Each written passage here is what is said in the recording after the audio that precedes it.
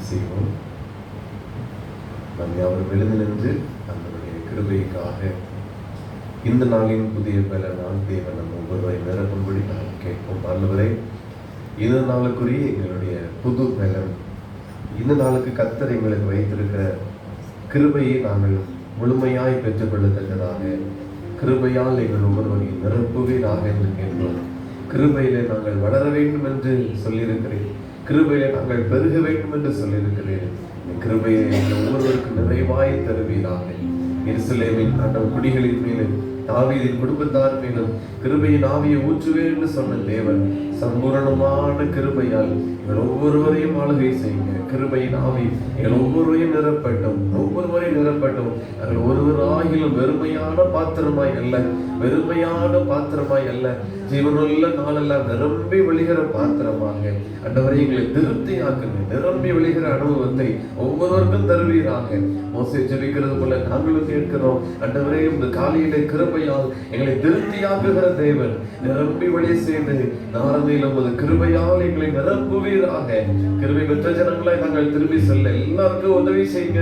தாகத்தோடு வந்து நிற்கிறோம். கிருபைக்காக அதிகாலமே உடைய சமூகத்தில் வந்து நிற்கிறோம். அதிகாலமே உண்மை தேடும்படி வந்திருக்கிறோம். கண்டடைய எங்களுக்கு கிருபை தாங்க. அந்த கிருபை பெற்றுக்கொள்ள எங்களுக்கு உதவி செய்தவர்களுங்க. இரக்கம் பாராட்டுங்க. வெறுமையாய் அல்ல, காலையிலே உடைய சமூகத்துல காத்திருந்து இந்த பாத்திரம் குறைவுள்ள பாத்திரமாய் அல்ல, நிரம்பி வழிந்த பாத்திரமாய் நாங்கள் திரும்பி செல்ல ஒவ்வொருவருக்கும் கிருபை செய்யுங்க. புது புது கிருபைகளை கர்த்தர் கொடுத்து வழி நடத்துங்க. புது புது அனுபவங்களை தான் பெருத்து கொள்ளத்தக்கதாக ஆண்டவரே, இந்த பூரண கிருபை, சம்பூரணமான கிருபை ஒவ்வொருவரையும் நிரப்புவதாக, ஒவ்வொருவரையும் ஆளுகை செய்வதாக அர்ப்பணிக்கிறோம். ஆண்டவரே, இந்த பூரண கிருபையால் எங்களையும் எங்கள் குடும்பத்தையும் ஒவ்வொருவரையும் ஆளுகை செய்யுங்க. இந்த ஆரம்பத்தில் கிருபை வெளிப்படுவதாக, கிருபை பொருந்தின வார்த்தைகள் வெளிப்படுவதாக, கிருபையின் ஆவி எங்கள் மீது ஊற்றப்படுவதாக அர்ப்பணிக்கிறோம். ஆண்டவரே, கிருபை வேண்டும் நாதா இயேசுவே உம்திவ்ய கிருபை வேண்டும் நாதா யுவராதனையில் கிருபை வேண்டும் நாதா, கிருபை வேண்டும் நாதா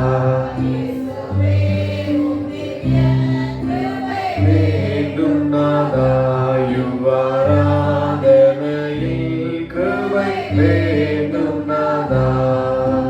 உம் கிருபை தான் வேண்டும் சொன்னாரே ராஜாவே, உம் கிருபை தான் வேண்டும் சொன்னாரே ராஜாவே, உம் கிருபை எல்லாம் எங்களாலாகாது, கிருபை வேண்டும் நாதா இயேசுவே உம் திவ்ய கிருபை வேண்டும் நாதா யுவராதனையில் கிருபை வேண்டும் நாதா.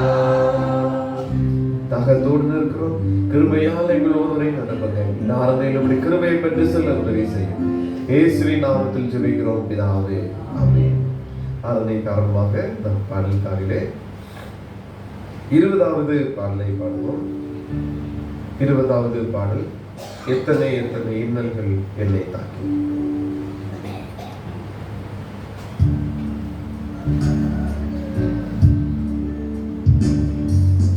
எத்தனை எத்தனை இன்னல்கள் என்னை தாக்கின, அத்தனை அத்தனை கிருபைகள் என்னை தாங்கின. எத்தனை எத்தனை இன்னல்கள் என்னை சூழ்ந்தன, அத்தனை அத்தனை கிருபைகள் என்னை சுமந்தன. எத்தனை எத்தனை இன்னல்கள் என்னை தாக்கின, அத்தனை அத்தனை கிருபைகள் என்னை தாங்கின. எத்தனை எத்தனை இன்னல்கள் என்னை சூழ்ந்தன, அத்தனை அத்தனை கிருபைகள் என்னை சுமந்தன. இமைக்குள் கண்கள் போல் என்னை காத்திட்ட தேவன், சிப்பிக்குள் முத்து போல் என்னை காத்திட்ட தேவன், கண்கள் போல் என்னை காத்திட்ட தேவன், சிப்பிக்குள் முத்து போல் என்னை காத்த நல் தேவன். எத்தனை எத்தனை இன்னல்கள் என்னை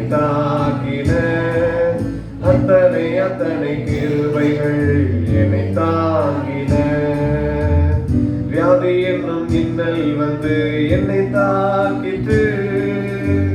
சோர்வு என்னும் இன்னல் வந்து என்னை தாக்கிற்று. வியாதி என்னும் இன்னல் வந்து என்னை தாக்கிற்று. சோர்வு என்னும் இன்னல் வந்து என்னை தாக்கிற்று. சிறகின் மறைவில் என்னை காத்திட்ட தேவன் கருவில் சிசு போல் என்னை காத்திட்ட தேவன். சிறகின் மறைவில் என்னை காத்திட்ட தேவன் கருவில் சிசு போல் என்னை காத்திட்ட தேவன். எத்தனை எத்தனை இன்னல்கள் என்னை தாக்கின, அத்தனை அத்தனை கிருபைகள் என்னை தாங்கின. எத்தனை எத்தனை இன்னல்கள் என்னை சூழ்ந்தன, அத்தனை அத்தனை கிருபைகள் என்னை சுமந்தன. இமைக்குள் கண்கள் போல் என்னை காத்திட்ட தேவன், சிப்பிக்குள் முத்து போல் என்னை காத்தன தேவன். இமைக்குள் கண்கள் போல் என்னை காத்தனல் தேவன், சிப்பிக்குள் முத்து போல் என்னை காத்தனல் தேவன். எத்தனை எத்தனை இன்னல்கள் என்னை தாக்கின, அத்தனை அத்தனை கிருபைகள் என்னை தாங்கின. தோல்வி என்னும் இன்னல் வந்து என்னை தாக்கிற்று. பாவம் என்னும் இன்னல் வந்து என்னை தாக்கிற்று. தோல்வி என்னும் இன்னல் வந்து என்னை தாக்கிற்று. பாவம் என்னும் இன்னல் வந்து என்னை தாக்கிற்று. சிலுவை நிழலில் என்னை காத்திட்ட தேவன், தமக்குள் என்னையும் வைத்து காத்திட்ட தேவன். சிலுவை நிழலில் என்னை காத்திட்ட தேவன், தமக்குள் என்னையும் வைத்து காத்தனல் தேவன். எத்தனை எத்தனை இன்னல்கள் என்னை தாக்கின, அத்தனை அத்தனை கிருபைகள் என்னை தாங்கின. எத்தனை எத்தனை இன்னல்கள் என்னை சூழ்ந்தன, கிருபைகள் என்னை சுமந்தன. இமைக்குள் கண்கள் போல் என்னை காத்திட்ட தேவன், சிப்பிக்குள் முத்து போல் என்னை காத்திட்ட தேவன்.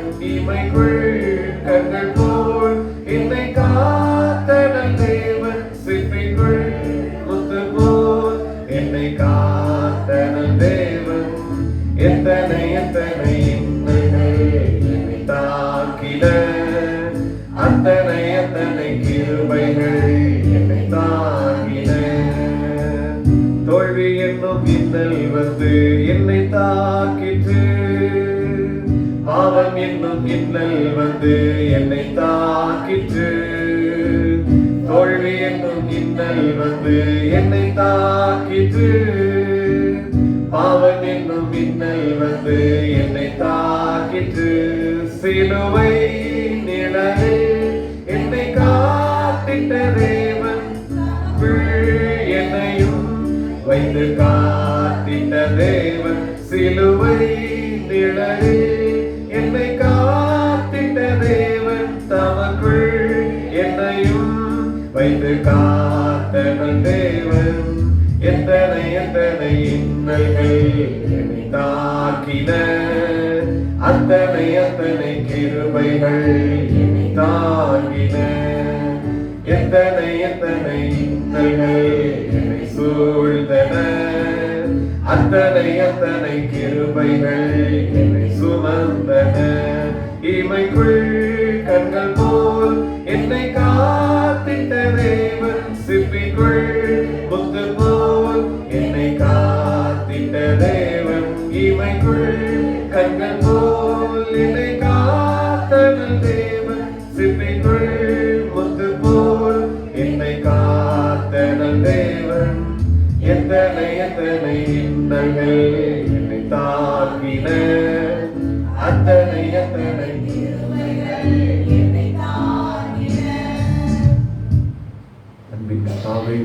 கிருபைக்காக நன்றி செலுத்துகிறோம். எவ்வளவா உமது கிருபை எங்களை ஒவ்வொரு நாளும் தாங்குகிறது. எவ்வளவோ எங்களுக்கு இடுக்கன், எத்தனையோ சூழ்நிலை ஆண்டவரே தலைகளாய் வந்த போது அதை செவ்வைப்படுத்தி கொடுத்த அந்த கிருபைக்காக நன்றி செலுத்துகிறோம். அந்த கிருபைக்காக நன்றி செலுத்துகிறோம். எங்களை ஒவ்வொரு நாளும் ஆண்டவரை காத்து வழி நடத்தின, எங்களை பாதுகாத்த, எங்களை செவ்வைப்படுத்தின அந்த ஏராளமான மிகுதியான சம்பூர்ணமான விசேஷித்த கிருபைக்காக நமக்கு நன்றி செலுத்துகிறோம். எத்தனையோ வேளைகளில் தோல்வி என்கிற இன்னல், எத்தனையோ நேரத்துல பாவம் என்கிற இன்னல், எத்தனையோ நேரத்துல வியாதி என்கிற இன்னல், எத்தனையோ நேரத்துல சோர்வு என்னும் இன்னல், ஆண்டவரே கையிட்டு செய்த வேலைகள் எல்லாம் தோல்வி, எதை செய்தாலும் எங்களுக்கு காரியம் வாய்க்கவில்லை. அந்த நேரத்தில் எல்லாம் உமது கிருபை தாங்கினது. எவ்வளவா எங்களுக்கு ஆண்டவரை தோல்வி வந்ததோ அவ்வளவா உமது கிருபைகள் எங்களை தாங்கினது. எவ்வளவா உபத்திரத்தை சந்தித்தோமோ அவ்வளவா உமது கிருபை எங்களை சூழ்ந்து கொண்டது. நன்றி செலுத்துகிறோம் தகப்பனே, உமது கிருபைக்காக, உமது தயவுக்காக நன்றி செலுத்துகிறோம். நீர் எங்கள் மீது பாராட்டின உமது கிருபை பெரியது. அந்த கிருபைக்காக நன்றி செலுத்துகிறோம். அந்த சம்பூர்ணமான கிருபை தொடர்ந்து எங்கள் ஒருவரை ஆளுகை செய்யட்டும். கிருபையின் ஆவி எங்களை ஒவ்வொரு மீது ஊற்றி எங்களை காப்பாற்றுகிற, வழி நடத்துகிற அந்த உன்னதமான கிருபை தொடர்ந்து எங்கள் ஒவ்வொருவரையும் ஆளுகை செய்யட்டும். கிருபையின் கரத்திற்குள் அர்ப்பணிக்கிறோம். கிருபையின் வார்த்தைகள் எங்கள் மத்தியில் வெளிப்படட்டும். அர்ப்பணிக்கிறோம் இயேசுவின் நாமத்தில் பிதாவே, ஆமென். தயவுசெய்து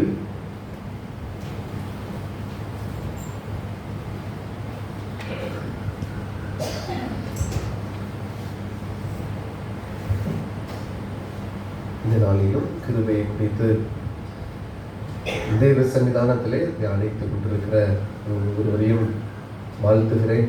மெய்யாகவே கர்த்தர் சம்பூரணமான கிருபையால் நம் ஒவ்வொருவரையும் நிரப்புவாராக. சங்கீதம் 107 சங்கீதம் 43 வசனத்தை எடுத்தவர்கள் வாசிக்கலாம். சங்கீதம் 107 43.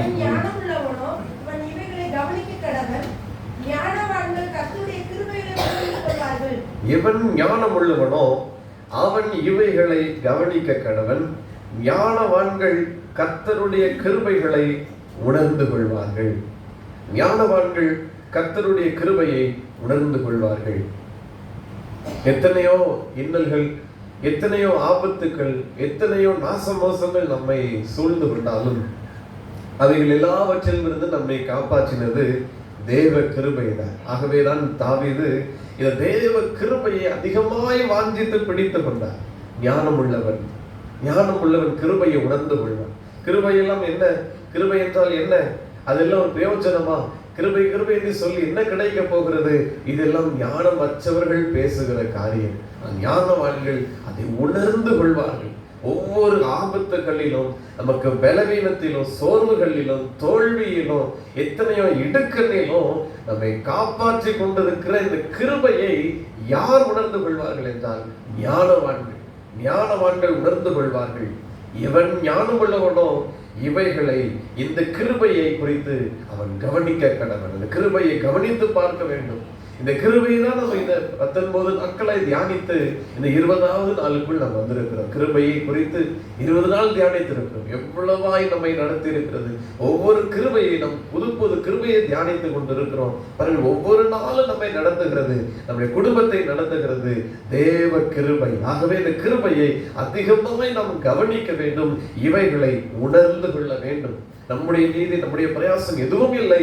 கர்த்தருடைய கிருபை தான் நம்மை நடத்துகிறது. அதை உணர்ந்து கொள்ளுகிறார் ஞானவான்கள் என்று வேதம் சொல்கிறது. யாத்ராகம் 15வது அதிகாரம் 13வது வசனம். யாத்ராகம் 15:13 வசனம். நீர் மீட்டுக் கொண்ட இந்த ஜனங்களை உமது கிருபையினாலே அழைத்து வந்தீர்.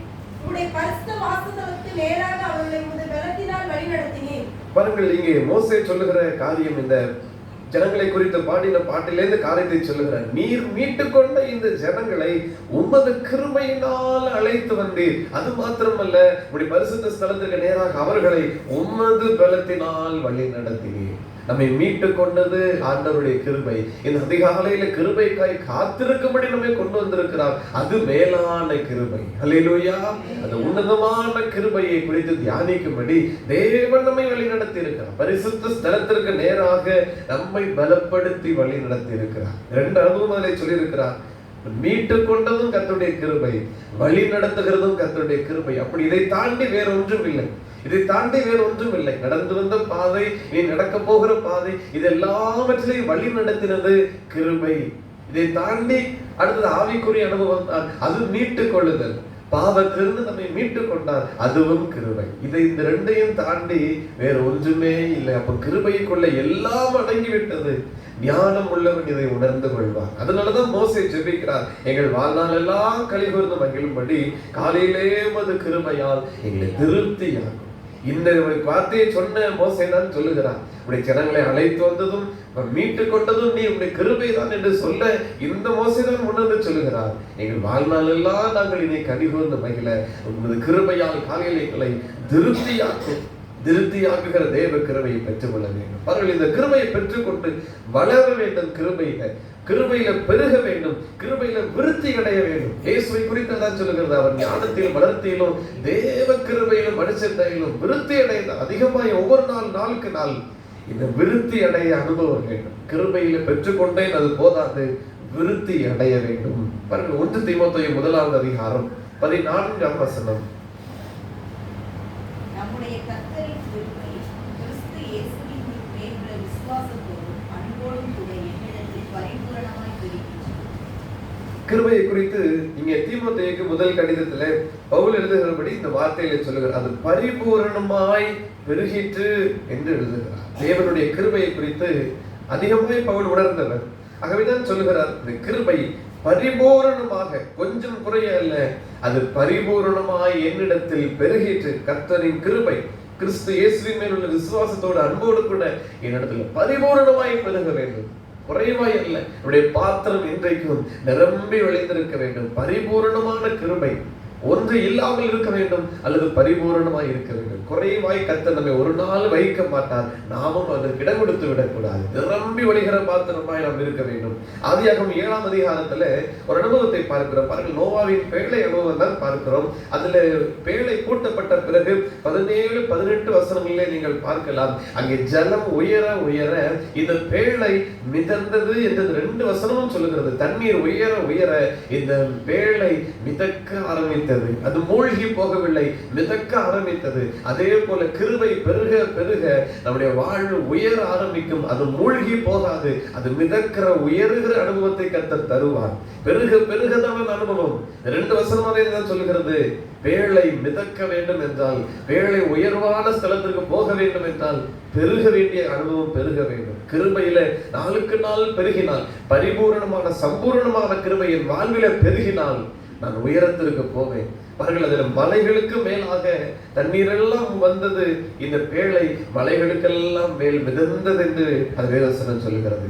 பாருங்கள், அவ்விதமாய் அந்த கிருபை பெருக பெருக எல்லாவற்றிற்கும் மேலாய் தேவன் நம்மை நடத்துவார். இந்த உலகத்தின் காரியத்தை காட்டிலும், இந்த உலகத்தின் பிரயாசத்தை காட்டிலும் கர்த்தர் நம்மை மேலாய் நடத்துவார். அந்த கிருபையின் நடத்துதல் ஆச்சரியமாய் இருக்கும். கர்த்தர் அவ்விதமாய் நடத்துவார். பாருங்கள், 40 நாள் அளவும் பெரிய ஒரு அனுபவம். பாருங்கள், கர்த்தருடைய சன்னிதானத்தில் காத்திருந்து ஒவ்வொரு நாளும் காலை நேரத்தில் வந்து இந்த நாட்களில் அவருடைய கிருபையை குறித்து தியானித்து அவருடைய கிருபைக்காக காத்திருந்து பரிபூரணமான கிருபையை பெற்றுக் கொள்ள வேண்டும். இழந்து விடக்கூடாது, இந்த போக்கெடுத்து விடக்கூடாது கிருபையை. ஞானவான்கள் தான் இந்த கிருபையை உணர்ந்து கொள்வார்கள். கிருபை பெருக பெருக நாம் மேலே உயர்வோம் என்கிற காரியத்தை ஞானவான்கள் உணர்ந்து கொள்வார்கள். ஞானவான்கள் அதை கவனித்து பார்ப்பார்கள். ஆகவேதான் கர்த்தர் நம்மை தெரிந்தெடுத்து இங்கே வைத்திருக்கிறார். எரேமியாவின் புத்தகத்திலே பாருங்கள், 16 அதிகாரம் 5 வசனத்திலே கிருபையை எடுத்து போடுகிற ஒரு அனுபவத்தை குறித்தும் அங்கே ஆண்டவர் சொல்லுகிறார். எரேமியா 16:5 வசனம். ஆகையால் நீ புத்த வீட்டில் பிரவேசியாமலும் புலம்ப போகாமலும் அவர்களுக்கும் பரிதவிக்காமலும் இருப்பாயாக என்று கர்த்தர் சொல்கிறார். என் சமாதானத்தையும் கிருபையையும் இரக்கத்தையும் இந்த ஜனத்தை விட்டு எடுத்து கொண்டேன் என்று கர்த்தர் சொல்கிறார். என் கிருபையை இந்த ஜனத்தை விட்டு எடுத்து போட்டேன், நீ அவர்களுக்காக புலம்பாமல் பரிதவியாமல் இரு. தீர்க்க தரிசனத்தை சொல்லுகிற காரியத்தை பாருங்கள். ஜனத்தை விட்டு எதை எடுத்து போட்டு விட்டேன்? கிருபையை. அசட்டை பண்ணினார்கள், இந்த கிருபையை நான் எடுத்து போட்டேன். கிருபையை போய் இழந்து விட்டார்கள், நீ அவர்களுக்காக பரிதவிக்காதே, அவர்களுக்காக புலம்பிக் கொண்டிருக்காதே. கிருபையை எடுத்து விட்டேன். பாருங்கள், இந்த அனுபவத்திற்குள் போய்விடக்கூடாது. கிருபை நம்மை விட்டு விலகாதிருந்த கர்த்தருக்கு ஸ்தோத்திரம் என்ற வார்த்தையின்படி கிருபையை விலக்காமல் காத்துக்கொள்ள வேண்டும். நாளுக்கு நாள் பெருக வேண்டுமே ஒழிய இந்த கிருபையில குறைந்து விடவே கூடாது. கர்த்தர் கிருபையை எடுத்து விடாதபடிக்கு, இந்த கிருபையை போக்கடித்து விடாதபடிக்கு நம்மை காத்துக்கொள்ள வேண்டும். தாவீது மேல கர்த்தருடைய கிருபை இருந்தது. அவனுடைய குடும்பம் நாளுக்கு நாள் விருத்தி அடைந்தது. அவனுடைய ராஜ்யபாரம் திடப்பட்டது. சவுல் மேல கர்த்தருடைய கிருபை இருந்து விலகி போனது. அவனுடைய குடும்பம் நாளுக்கு நாள் பின்தங்கி போனது. அவனுடைய காரியம் எல்லாமே அழிவை நோக்கி போனது. கிருபை யார் மேல் இருக்கிறதோ அவர்கள் உயர்ந்து கொண்டே இருப்பார்கள். அந்த பேழை உயர்ந்து கொண்டே இருக்கும். அந்த குடும்பம் உயர்ந்து கொண்டே இருக்கும். ஏனென்றால் கிருபையின் ஆவி அவர்கள் சந்ததியை தொடரும். சந்ததியாய் தொடர்கிற கிருபையை குறித்து உங்களுக்கு பேசி இருக்கிறேன். இந்த கிருபை சந்ததியாய் தொடர்கிறபடியால் நோவாவையும் அவன் சந்ததியும் பேழைக்குள் வைத்து உயர்த்தினார். அவ்விதமாய் இந்த கிருபை நம்ம ஒவ்வொருவரையும் உயர்த்தும். சந்ததி முழுவதும் பாதுகாக்கப்படும். இதுதான் தேவ கிருபையினுடைய அனுபவம். அதான் சங்கீதம் 23ஆம் சங்கீதத்திலே 6ஆம் வசனத்தில் அவர் சொல்லுகிறார். சங்கீதம் 23:6, என் ஜீவனுள்ள நாளெல்லாம் நன்மையும் கிருபையும் என்னை தொடரும். பாருங்கள், ஜீவனுள்ள நாளெல்லாம் இந்த கிருபை என்னை தொடரும். என்னுடைய வாழ்நாளெல்லாம் இந்த கிருபை என்னை தொடரும். இந்த கிருபையை குறித்து உணர்ந்த பிறகுதான் இந்த காரியங்களை எல்லாம் அவர் சொல்லிக்கொண்டே வருகிறார். கிருபைக்கு முக்கியத்துவத்தை கொடுத்து ஜீவன் இருக்கிற வரைக்கும் கர்த்தருடைய கிருபை என்னை தொடரும். ஏனென்றால் இந்த கிருபை தான் என்னை உயர்த்தும். இந்த கிருபை தான் எனக்கு சந்ததியை மேலே கொண்டு வரும். இந்த கிருபை தான் என்னை ஆசீர்வதித்து என் ராஜ்யபாரத்தை திடப்படுத்தும். சவுலை விட்டு கிருபை விலகினது. கிருபையை கர்த்தர் எடுத்து விட்டால் அதற்கு பிறகு அந்த சந்ததி அப்படியே கீழே போய்விடும். அநேக வருத்தங்கள், அநேக கண்ணீரின் பாதை. அந்த கிருபையை ஞானமானவர்கள் உணர்ந்து கொண்டு இதை பிடித்துக் கொள்வார்கள். தாவீது பாருங்கள், அதை பிடித்துக் கொண்டார். ஏற்ற நேரத்தில் கர்த்தருடைய சமூகத்தை இந்த காரியத்தை பிடித்துக் கொண்டார். 5ஆம் வசனத்திலே பாருங்கள், 5ஆம் வசனத்தை வாசிக்கலாம்.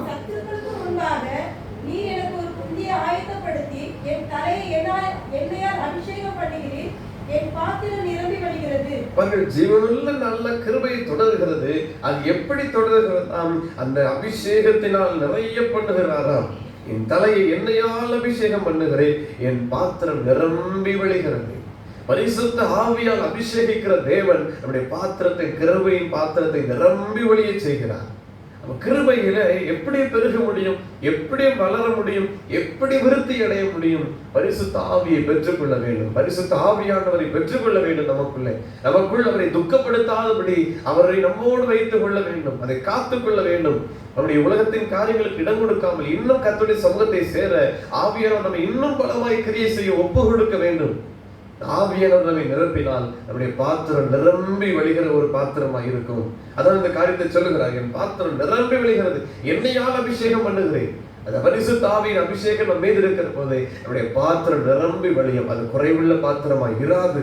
18ஆம் சங்கீதம் 50ஆவது வசனத்தை வாசிக்கலாம். 18வது சங்கீதம் 50ஆம் வசனம்.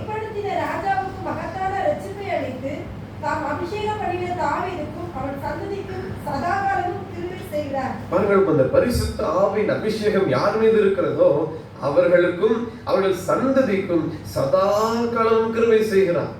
தாவீதின் குடும்பத்தார் மேல் ஆவியை ஊற்றுவேன் என்று சொன்ன தேவன், பாருங்கள், ஒரு மனுஷன் கிருபையை பெற்றுக் கொண்டார். ஒரு மனுஷன் இந்த ஞானவான் கிருபையை கவனித்து பார்த்து கிருபைக்கு முக்கியத்துவத்தை கொடுத்தார். சந்ததி மேல் ஒரு கிருபையின் ஆவி தொடரும்படி அவர் உதவி செய்கிறதை பார்க்கிறோம். தாம் ஏற்படுத்தின ராஜாவுக்கு மகத்தான ரட்சிப்பை அளித்தாராம். இந்த மகத்தான அனுபவங்கள், மகத்தான ஆசீர்வாதங்களை தேவன் வாக்கு பண்ணி இருக்கிறார். அவை பெற்றுக்கொள்ள ஆவியானவருக்கு நம்முடைய வாழ்க்கையில் இடம் கொடுக்க வேண்டும். அபிஷேகத்திற்கு இடம் கொடுக்க வேண்டும். இந்த பரிசுத்த ஆவியால் நிரப்பப்பட நம்முடைய பாத்திரம் கிருபையால் நிரம்பி வழியும். இந்த கிருபையின் ஆசீர்வாதம் தான் நம்முடைய வாழ்வில உண்மையான ஆசீர்வாதங்கள். தினமும் அப்ப நிரப்பப்பட ஒப்பு கொடுக்கணும். ஒவ்வொரு நாளும் கர்த்தருடைய சன்னிதானத்தில் காத்திருந்து ஆவியானவர் நம்மை நிரப்ப ஒப்பு கொடுக்க வேண்டும். ஆவியானவருக்கு அதிகமாக இடம் கொடுக்க வேண்டும். அப்போஸ்தலர் 4ஆம் அதிகாரம் 31ஆம் வசனம். அப்போஸ்தலர் 4:31. அவர்கள் ஜெபம் பண்ணின போது அவர்கள் கூடியிருந்த இடம் அசைந்தது. அவர்கள் எல்லாரும் பரிசுத்த ஆவியினால் நிரப்பப்பட்டு தேவ வசனத்தை தைரியமாய் சொன்னார்கள். அவர்கள் கூடியிருந்த இடம் அசைந்தது. அவர்கள் எல்லாரும் பரிசுத்த ஆவியினால் நிரப்பப்பட்டு தேவ வசனத்தை தைரியமாய் சொன்னார்கள். 33ஆம் வசனம், கர்த்தராகிய இயேசுவின் உயிர்த்தெழுதலை குறித்த அப்போஸ்தலர்கள் மிகுந்த பலமாய் சாட்சி கொடுத்தார்கள். அவர்கள் எல்லார் மேலும் பூரண கிருபை உண்டாயிருந்தது. 31ஆம் வசனத்தில் சொல்லப்பட்டிருக்கிறது, அவர்கள் பரிசுத்த ஆவியால் நிரப்பப்பட்டார்கள். 33ஆம் வசனம் சொல்கிறது, அவர்கள் எல்லார் மேலும் பூரண கிருபை பெருகிற்று. பூரண கிருபை என்றால் நிரம்பி வழிகிற கிருபை. பரிசுத்த ஆவி யார் மேல் இருக்கிறதோ அவர்கள் பூரண கிருபையை பெற்றுக் கொள்வார்கள். பூரண கிருபை அவர்களுக்கு அளிக்கப்படுகிறது. அவரது கிருபையில பெருகுவதற்கு ஒவ்வொரு நாளும் ஆவியானவர் நம்மை நிரப்ப ஒப்பு கொடுக்க வேண்டும். பரிசுத்த ஆவியானவர் நம்மை ஆளுகை செய்ய அதிகமாய் ஒப்பு கொடுக்க வேண்டும். பரிசுத்த ஆவியானவர் இடம் கொடுக்க கிருபை பெருகி கொண்டே இருக்கும். அவர் எந்த அளவுக்கு நமக்குள் இருக்கிறாரோ அது கிருபையாய் நம்ம மேல விளங்கும். அதான் மோசே சொல்லுகிறார், நீர் எங்களோடு இருக்கிறது தான் என்ன கிருபை. அது விசேஷித்த ஜனங்கள் கிருபை பெற்றவர்கள் எதனால் அறிந்து கொள்வது? நீர் எங்களோடு இருப்பதினால். தேவனே, நீர் எங்களோடு இருப்பதினால். திரியேக தேவன் ஆவியானவர், தேவனாகிய ஆவியானவர் நமக்குள் இருக்கிறார். அவர் நம்மோடு இருப்பதுதான் நமக்கு விசேஷித்த காரியம். நம் கிருபை பெற்ற ஜனங்கள் ஆவியானவருக்கு இடம் கொடுக்க வேண்டும். 31ஆம் வசனத்துல காத்திருந்தார்கள், ஒருமனப்பட்டிருந்தார்கள். அவர்கள் மேலே பரிசுத்த ஆவியானவர் அவர்களை நிரப்பினார். 33ஆம் வசனம் சொல்கிறது, அவர் எல்லார் மேலும் பூரண கிருபை. யாரெல்லாம் ஆவியானவர் நிரப்பப்பட்டார்களோ எல்லார் மேலும் பூரண கிருபை. இந்த கிருபைக்கு அதிகமாய் ஒப்பு கொடுக்க வேண்டும். ஆவியானவர் நிரப்ப ஒப்பு கொடுக்க வேண்டும். ஆவியானவர் நம்மை நிரப்ப பூரண கிருபை நம் மேல பெருகும். எபேசியர் 4ஆம் அதிகாரம் 30வது வசனம். எபேசியர் 4:30. பெற்றுக்கொண்ட ஆவியானவர்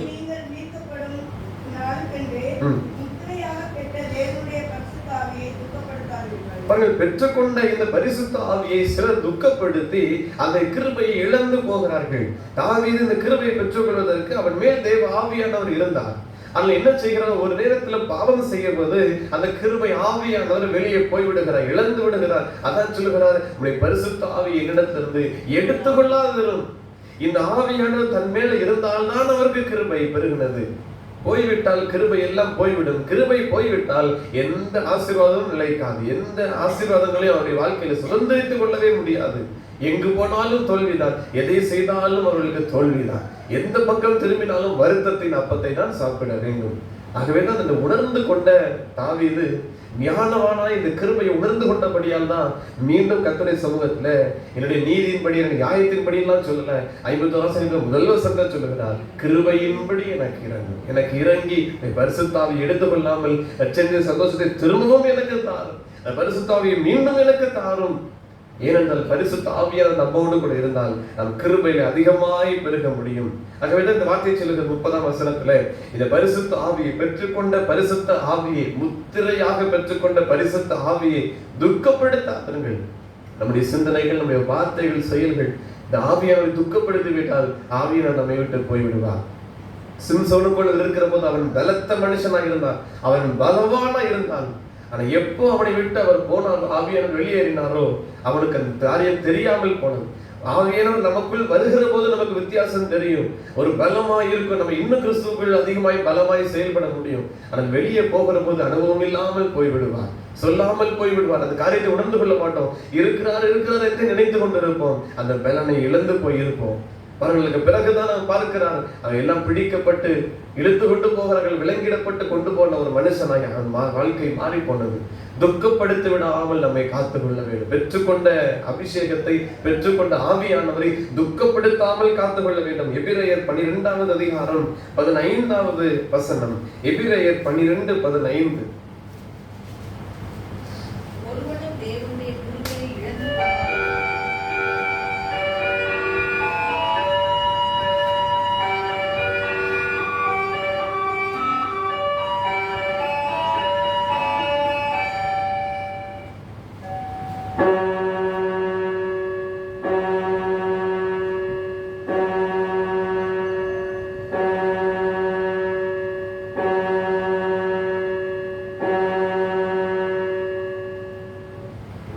நேரம் காலை 6 மணி. கர்த்தர் தமது மிகுந்த கிருபையின்படி இறங்குவார். புலம்பல் 3:32. The will show compassion so great is his unfailing love. Lamentations 3:32. ஒருவனும் தேவனுடைய கிருபையை இழந்து போகாதபடிக்கும் யாதொரு கசப்பான வேர் முளைத்தெழும்பி கலக்கம் உண்டாகிறதினால் அநேகர் தீட்டுப்படாதபடிக்கும். அவர்கள் இந்த வார்த்தை சொல்லுகிறது, கிருபையை இழந்து போகாதபடிக்கு கசப்பான வேர் முளையை தெழும்பி கலக்கம் உண்டாகாதபடி எச்சரிக்கையாயிருங்கள். பாவம் என்கிற அந்த கசப்பான வேர் நம்முடைய வாழ்க்கையில வந்தால் கிருபையை இழந்து விடுவோம். பின்னாடி எல்லாம் சொல்லி கொண்டு வருகிறார். அதுல ஏசாவை குறித்து ஒரு வார்த்தையை சொல்லுகிறார். 17ஆம் வசனத்தை சொல்லுகிறார், அவன் தேடியும் அதை காணாமல் போனான். அந்த ஆசீர்வாதத்துக்கு பிறகு அவன் தேடினாலும் கிடைக்காது. கசப்பான வேர் உள்ளே வந்து விட்டால், துக்கப்படுத்தி விட்டால் ஆவியானவர் போய்விடுவார். அதற்கு பிறகு தேடியும் அந்த அனுபவத்தை பெற்றுக்கொள்ள முடியாது. எவ்வளவுதான் புலம்பினாலும் 17ஆம் வசனத்துல அவன் கண்ணீர் விட்டு கவலையோடு தேடியும் மனம் மாறுதலை காணாமல் போனான். அது கிடைக்காமல் போய்விடும். அதற்கு பிறகு அந்த பழைய அனுபவத்தை சுதந்திரித்துக் கொள்ள முடியாது. கசப்பான வேர், பாவம் என்கிற ஏதோ ஒரு கசப்பான வேர் நம்முடைய குணாதிசயத்துல, ஒரு பேச்சில, நடவடிக்கைகளிலே, ஏதோ ஒரு காரியத்துல, கண்களின் மூலமாய், செவிகள் மூலமாய், நாவின் மூலமாய், ஏதோ ஒரு காரியத்தில் இந்த கசப்பான வேர் நமக்குள் வந்து விட்டால் சாத்தான் இதை விதைப்பதற்கு தான் முயற்சி செய்து கொண்டிருப்பான். இந்த கசப்பான வேர் நம்முடைய வாழ்க்கையில வந்து விட்டால், இந்த சிறிய கசப்பான வேர் எல்லாவற்றையும், முற்றிலும் இருக்கிற தண்ணீரை, அந்த பாத்திரத்தில் இருக்கிற எல்லாவற்றையும் அது கசப்பாக்கி விடும். சிறிய வேர் பாத்திரத்தில் உள்ள தண்ணீரை முழுமையும் கசப்பாக்கி விடும். நம்ம நிரம்பி வழிகிற பாத்திரம், அபிஷேகத்தால் நிரம்பின ஒரு பாத்திரம், இந்த பாத்திரத்துக்குள்ள சிறிய கசப்பான வேர் வந்தாலும் அதனுடைய சுவை மாறி போகும், அந்த தன்மை இழந்து விடும். பாருங்கள், இன்னொரு வார்த்தை யாக்கோபு 3ஆம் அதிகாரம் 14ஆம் வசனம். யாக்கோபு 3:4.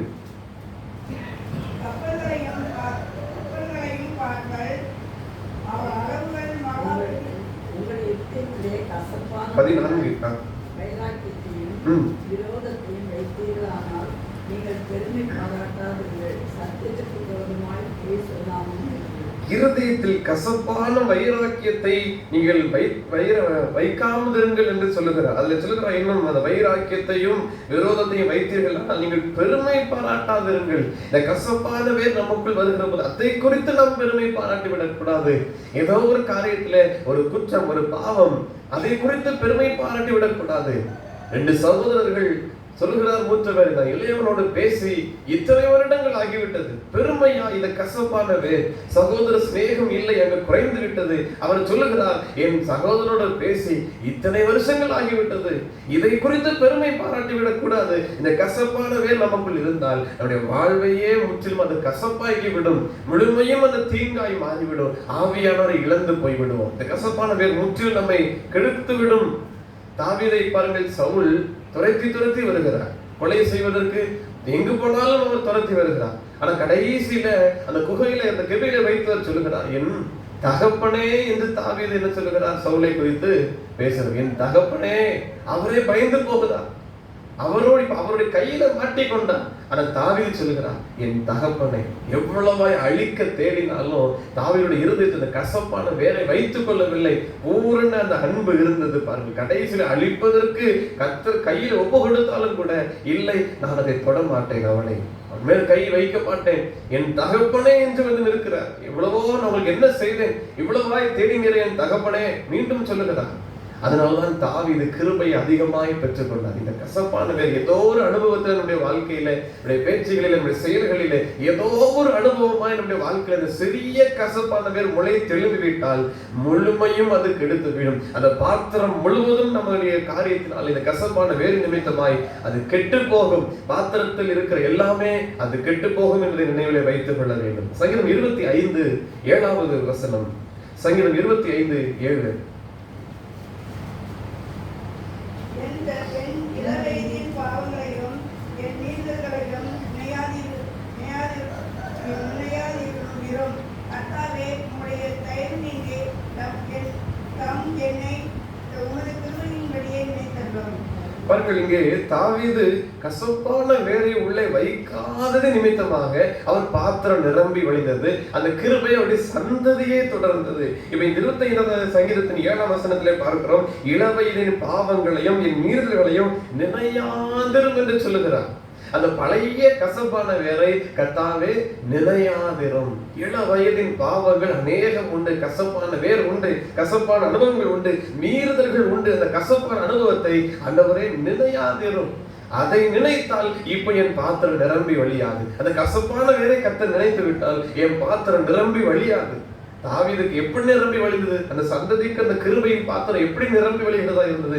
கசப்பான அனுபவம் முற்றிலும் தூக்கி போட்டார், பாவமான எல்லாவற்றையும் தூக்கி போட்டார். 115வது சங்கீதம் 12ஆம் வசனத்திலே பாருங்கள், கர்த்தர் நம்மை நினைக்க வேண்டும். பாருங்கள், அதான் அந்த வார்த்தையில சொல்லுகிறார், நினையாதிரும் என்று தன் பாவத்திற்காக ஜெபிக்கிறார். நம்மை நினைத்திருக்கிறார், அவர் ஆசீர்வதிப்பார். இஸ்ரவேல் குடும்பத்தாரை ஆசீர்வதிப்பார், அவர் ஆரோன் குடும்பத்தாரையும் ஆசீர்வதிப்பார். 25:7 பின்பகுதியில பார்க்கிறோம். முதல்ல பாவத்தை நினையாதிரும் என்று சொல்லுகிற அதே தாவீதினுடைய வார்த்தை, தயவு நிமித்தம் என்னை உமது கிருபையின்படி நினைத்தருளும் என்று ஜெபிக்கிறார். ஒரு பக்கம் நினையாதிரும், கசப்பான அனுபவத்தை நினையாதிரும், ஆனா இப்போ கிருபையின்படி எனக்கு இறங்கி என்னை நிரம்பி வழிய செய்யும் என்று. அதற்கு பிறகு 115 சங்கீதத்தினுடைய 12ஆம் வசனத்தை பார்க்கிறோம். அவர் நம்மை நினைக்கிற போது நமக்கு ஆசீர்வாதம். கசப்பான அனுபவத்தை நினைத்தால் நம்முடைய பாத்திரம் நிரம்பாது. ஆனால் தயவின்படி கர்த்தர் நம்மை நிறைத்தால் நம்முடைய வாழ்க்கை ஆசீர்வதிக்கப்படும். ஆசீர்வதிப்பதே கர்த்தருக்கு பிரியமா இருக்கிறது. லூக்கா 23:43 வசனத்துல அங்கு சிலுவை அறையப்பட்ட நிலையில அந்த கல்லன் சொல்லுகிறான், நீர் அங்கே ராஜ்யத்திற்கு வருகிற போது என்னை நினைத்தருளும், நினைத்தருளும். எனக்கு கசப்பான வேர் வாழ்க்கையிலே உண்டு, அந்த கசப்பை அல்ல, என்னுடைய முது இரக்கங்களின்படியே என்னை நினைத்தருளும். ராஜ்யத்திற்கு வருகிற போது அடியனை நினைத்தருளும். தேவன் நம்மை நினைத்தால் ஆசீர்வாதம், தேவன் நினைத்தருளினால் ஆசீர்வாதம். அன்னாலை நினைத்தருளினால் அவளுக்கு ஆசீர்வாதத்தை கர்த்தர் கொடுத்தார். சங்கீதம் 74 3ஆம் வசனத்தை 2ஆம் வசனத்தை வாசிக்கலாம். சங்கீதம் 74:2. நீர் பூர்வ காலத்தில் சம்பாதித்த உமது சபையையும் நீர் மீட்டுக் கொண்ட உமது சுதந்திரமான கோத்திரத்தையும் நீர் வாசமாய் இருந்த சீயோன் பர்வதத்தை நினைத்தருளும். பாருங்க, நினைத்தருளும். நீர் மீட்டுக் கொண்ட நம்முடைய கோத்திரம், சபை, வாசஸ்தலத்தை தேவனை நினைத்தருளும். அடுத்த வசனத்தை சொல்லுகிறார், நெடுங்காலமாக வாழாய் கிடக்கிற ஸ்தலங்களிலே உம்முடைய பாதங்களை எழுந்தருள பண்ணி பரிசுத்த ஸ்தலத்துல சத்துரு அனைத்தையும் கெடுத்து போட்டான். வாழ்க்கையில் அநேக ஆசீர்வாதங்கள் கெடுத்து போடப்பட்டிருக்கிறது. நம்முடைய வாழ்க்கையில எவ்வளவோ நன்மைகள் நமக்கு குறைவா இருக்கிறது. ஒரே ஒரு காரியம் 2ஆம் வசனத்துல ஜெபிக்கிறபடி, ஆண்டவரே நினைத்தருளும், அடியனை நினைத்தருளும், மீட்டு கொண்ட இதுவரைக்கும் நடத்தின என்னை நினைத்தருளும், என் குடும்பத்தை நினைத்தருளும். தேவ சமூகத்தில் இரக்கத்திற்காக ஜெபிக்க வேண்டும். யோபுவை பாருங்க, 42வது அதிகாரம், யோபு 42 2ஆம் வசனத்துல, தேவனே சகலத்தையே செய்ய வல்லவர், நீ செய்ய நினைத்தது தடைபடாது என்பதை அவர் மனதில கொண்டபடியால் அவருக்கு இருந்த எல்லாமே இழந்து போனது, எல்லாமே உடைக்கப்பட்டு சத்துரு எல்லாவற்றையும் கெடுத்து போட்டான். குடும்பம் போனது, உறவுகள் போனது, நண்பர்கள் போனார்கள், சொத்துக்கள் போனது, எல்லாம் போனது. அவர் நினைத்து வைத்தால் பாருங்கள், தேவரே சகலத்தை செய்ய வல்லவர். அவர் எல்லாவற்றையும் திரும்ப கொடுத்தார், அவர் எல்லாவற்றையும் அவருக்கு வாழ்வாய் கொடுத்தார். சகரியா 8வது அதிகாரம் 15வது வசனம். சகரியா தீர்க்கதரிசன புத்தகம் 8வது அதிகாரம் 15வது வசனம். நாட்களில் எருசலேமுக்கும் யூதாவுக்கும் நன்மை செய்யும்படி திரும்ப நினைத்தேன், பயப்படாதே. எருசலேமுக்கும் யூதாவுக்கும் நன்மை செய்யும்படி திரும்ப நினைத்தேன், பயப்படாதீர்கள். கர்த்தர் நம்மை நினைக்கிற தேவன், கர்த்தர் நம்மை நினைத்திருக்கிறார், அவர் ஆசீர்வதிப்பார். கிருபைக்காக ஆண்டவரே இந்த கசப்பான அனுபவத்தை நினைத்தராதரும், இரக்கங்களின்படி எங்களை நினைத்தருளும் என்று அவருடைய சமூகத்தில் கேட்க வேண்டும். அப்போஸ்தலர் 4ஆம் அதிகாரம் 34 பார்க்கிறோம், பூரண கிருபை அவர்கள் எல்லாரும் மேலும் பெருகிட்டு. அந்த வார்த்தை ஒரு முறை வாசிக்கலாம். அப்போஸ்தலர் 4:34 வசனம்.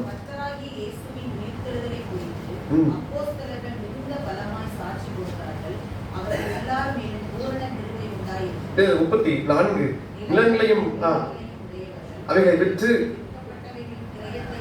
கிரயத்தை கொண்டு வந்து 35 பாதத்திலே வைத்தார்கள், பகிர்ந்து கொடுக்கப்பட்டது, அவர்களில் ஒருவனுக்கும் ஒன்றும் குறைவா இருந்ததில்லை. பூரணமாய் அவர்களுக்கு எல்லாம் பெருகிற்று, பூரணமாய் பெருகிற்று. ஆவியால் நிரப்பப்பட்டார்கள், அவர்களுக்கு எல்லாரும் மேலும் பூரண கிருபை 33 வசனத்துல பெருகிற்று. இப்போ எல்லாவற்றிலையும் கர்த்தர் குறைவே இல்லை. அவர்கள் பாத்திரங்களை நிரம்பி வழிய செய்தார், நிரம்பி வழிய செய்தார். ரோமர் 1வது அதிகாரத்துல 25ஆம் வசனத்தை பார்க்கிறோம். இந்த ஞானமற்ற ஜனங்கள் அதை உணர்ந்து கொள்ள மாட்டார்கள். 1ஆம் அதிகாரம் 25ஆம் வசனம்.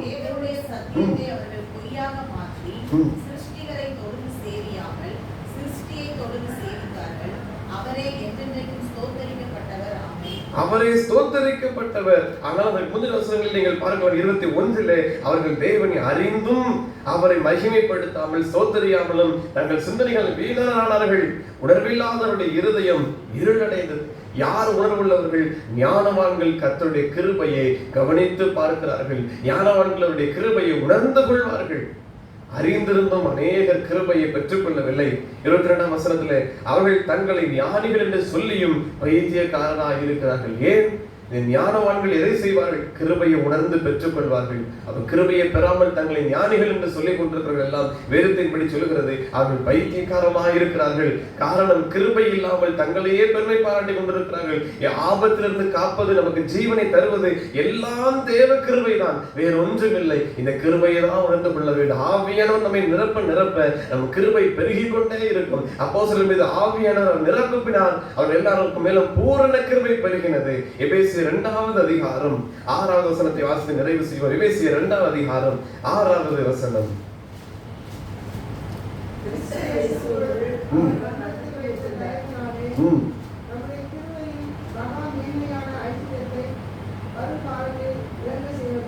கிருபையின் மகா மேன்மையான ஐஸ்வர்யம். கிருபை ஒரு ஐஸ்வர்யம், அது மகா மேன்மையான ஐஸ்வர்யம். குறைவானது அல்ல, தாழ்வானது அல்ல. நிரம்பி வழிகிற இந்த கிருபையின் ஐஸ்வர்யம் அது மகா மேன்மையானது. எல்லாருக்கும் இது விளங்கும்படி கர்த்தர் அதை ஆயத்தமாய் வைத்திருக்கிறார். சங்கீதம் 107:43 பார்க்கிறோம்.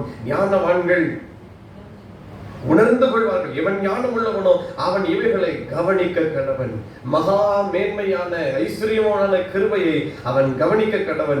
ஞானவான்கள் கர்த்தருடைய கிருபைகளை உணர்ந்து கொள்வார்கள். இதான் கர்த்தருடைய சன்னிதானத்தில் வந்து நிற்கிற நம்மை கர்த்தர் இப்படிப்பட்ட மகா மேன்மையான கிருபையால், சம்பூர்ணமான கிருபையாலே, பூரண பரிபூர்ணமான கிருபையால் நம் ஒவ்வொருவரையும் நிரப்புவாராக. தாவீது கருளப்பட்ட இந்த கிருபையினால் நம் ஒவ்வொருவரையும் நிரப்புவாராக.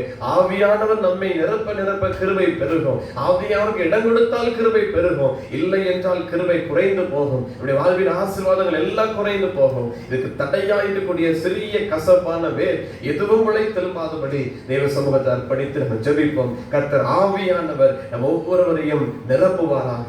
ஜெபம் செய்வோம். அவருடைய சன்னிதானத்தில் அர்ப்பணித்து, ஆண்டவரே எங்களை அர்ப்பணிக்கிறோம், ஆவியானவருக்கு இடம் கொடுக்க எங்களை அர்ப்பணிக்கிறோம் என்று ஒரு விசை அர்ப்பணிப்பாண்டி சமூகத்தில் ஆவியானவரே நீர் எங்களை நிரப்புவீராக என்று வாய்களை திறந்து கேட்போம். ஆவியானவரே நீர் எங்களை ஆளுகை செய்ய, நீர் எங்களை நிரப்ப எங்களை விட்டு கொடுக்கணும். ஆவியானவருக்கு இடம் கொடுக்கணும். என் ஜீவனுள்ள நாளெல்லாம் என் பாத்திரம் நிரம்பி வழியத்தக்கதாக, நன்மையும் கிருபையும் என்னை தொடரத்தக்கதாக, நீதியும் நியாயமும் எனக்கு ஆண்டவர் கிரீடமா இருக்கத்தக்கதாக, நன்மையினால் என்னை முடிசூட்டத்தக்கதாக, கிருபையால் என்னை முடிசூட்டத்தக்கதாக ஆண்டவரே என்னை ஆவியானவருக்கு இடம் கொடுக்கும்படி என்னை ஒப்பு கொடுத்து ஜெபிக்கிறேன். என் ஜீவனுள்ள நாளெல்லாம் தேவ கிருபையில் நான் பெருகத்தக்கதாக என்னை அர்ப்பணிக்கிறேன். என் பாத்திரம் குறைவுள்ளதாய் அல்ல, வருத்தத்தின் பாத்திரமாய், கண்ணீரின் பாத்திரமாய், உபத்திரவத்தில் நான் இருந்தாலும் என்னை காப்பாற்றுகிற, என்னை வழிநடத்துகிற கிருபைக்கு என்னை ஒவ்வொருவரையும் ஒப்பு கொடுக்கிறோம். ஆவியானவர் ஒவ்வொருவரையும் நிரப்பி அருளுங்க. எங்கள் ஒவ்வொருவரையும் ஆவியானவர் ஆளுகை செய்து அருளுங்க. எங்கள் பாத்திரம் நிரம்பி விழுகிறதா இருக்கட்டும். அப்போஸ்தலர்களை ஆவியால் நிரப்பின தேவன், பரிசுத்த ஆவியானவர்கள் நிரம்பி இருந்தார்கள். அவர்கள் மேல பூரண கிருபை பெருகிற்று.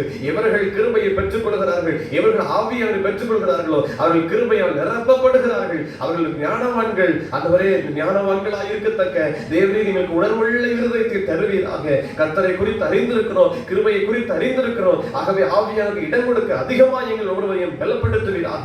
ஆவியால் நிரப்பப்படணும். பரிசுத்த ஆவி உங்களிடத்தில் வருகிற போது நீங்கள் பலனடைந்து கொள்கிறீர்கள். ஆவியானவர் தருகிற உன்னத பலன் ஒவ்வொருவருக்குள் வருகிறது. அது பாவத்தை மேற்கொள்கிற பலன், உலகத்தை மேற்கொள்கிற பலன், பலவீனத்தை மேற்கொள்கிற, வியாதியை மேற்கொள்கிற பலன், பல கஷ்டங்களை மேற்கொள்கிற பலன், உபத்திரவங்களை மேற்கொள்கிற பலன், அநேக பாடுகளை தாண்டி வருவதற்கான பலன், அக்கினியையும் தண்ணீரையும் இன்னும் அநேக ஆறுகளையும் கடந்து வரத்தக்க தேவ பலனை தருகிறது. ஆண்டவரே இந்த கிருபையை எல்லாருமே தரத்தக்கதாக ஆவியானவர் எங்கள் ஒவ்வொருவரையும் நிரப்பியிருங்க.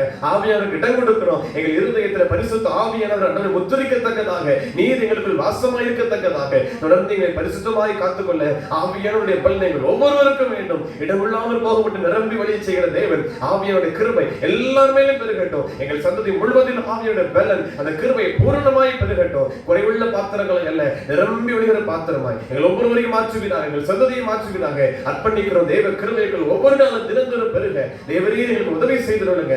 ஆவியானவருடைய பலன் எங்கள் ஒவ்வொருவருக்கும் வேண்டும். ஒவ்வொருவரும் நாங்கள் பூரணமாய் பெருகட்டும். கர்த்தருடைய கிருபை செய்திருங்க. ஆவியானவரை துக்கப்படாதபடி, கசப்பான வேறு யாதொரு கசப்பான வேறு எங்களுக்குள் விளைக்காதபடி தேவரீர் எங்களை முத்தரித்து வழி நடத்துங்க. ஆவியானவரை ஒவ்வொருவரை ஆளுகை செய்திருவீராக. உம்மை துக்கப்படாதபடிக்கு அவருடைய பரிசுத்தமானதை செய்ய, பரிசுத்தமானதை பேச, பரிசுத்தமான காரியங்களை எங்களுக்கு நாங்கள் நடந்து கொள்வதற்கு கர்த்தாவே உதவி செய்து எங்களை வழி நடத்துங்க. உமது கிருபை எங்கள் ஒவ்வொருவரையும் தாங்கட்டும். மகா மேன்மையான ஐஸ்வரியத்தின் கிருபை ஆண்டவரே ஒவ்வொரு நாளும் பெற்றுக்கொள்ள ஆசீர்வதிக்கப்பட எல்லாருக்கும் கிருபை செய்து வழி நடத்துங்க. உங்களுக்கு வாழ்ந்து ஜீவிக்கும்படி, உமக்கு நிலைத்திருக்கும்படி தேவரீர் எங்கள் ஒவ்வொருவரையும் ஆசீர்வதித்து வழி நடத்துவீராக. ஆவியை துக்கப்படாதபடி எங்களை காத்துக்கொள்ள உதவி செய்யுங்க. அந்த கிருபை எங்களுக்கு எடுத்துக்கொள்ளாது இருப்பீராக. ரட்சகத்தின் சந்தோஷத்தை எடுத்துக்கொள்ளாது இருப்பீராக. பரிசுத்த ஆவி எங்களுக்கு எடுத்துக்கொள்ளாது இருப்பீராக. கிருபையை விளக்காமல் இருக்கிற தேவனுக்கு ஸ்தோத்திரம். தொடர்ந்து எங்களுக்கு கிருபையால், சம்பூர்ணமான கிருபையால் ஒவ்வொருவரையும் நிரப்பி ஆளுகை செய்து வழி நடத்துங்க. தாவீதின் மேல், அவருடைய குடும்பத்தார் சந்ததி மேலும், சந்ததியாய் தொடர்ந்த அந்த கிருபையின் ஆவி எல்லா மேலும் ஊற்றப்பட்டு இருக்கட்டும். எங்கள் குடும்பம் முழுவதையும் கர்த்தர் ஆளுகை செய்யுங்க. சந்ததி முழுவதையும் ஆளுகை செய்யுங்க. தேவ கிருபைக்குள் அர்ப்பணித்து ஜெபிக்கிறோம். ஒவ்வொருவரையும் காத்து வழி நடத்துவீராக.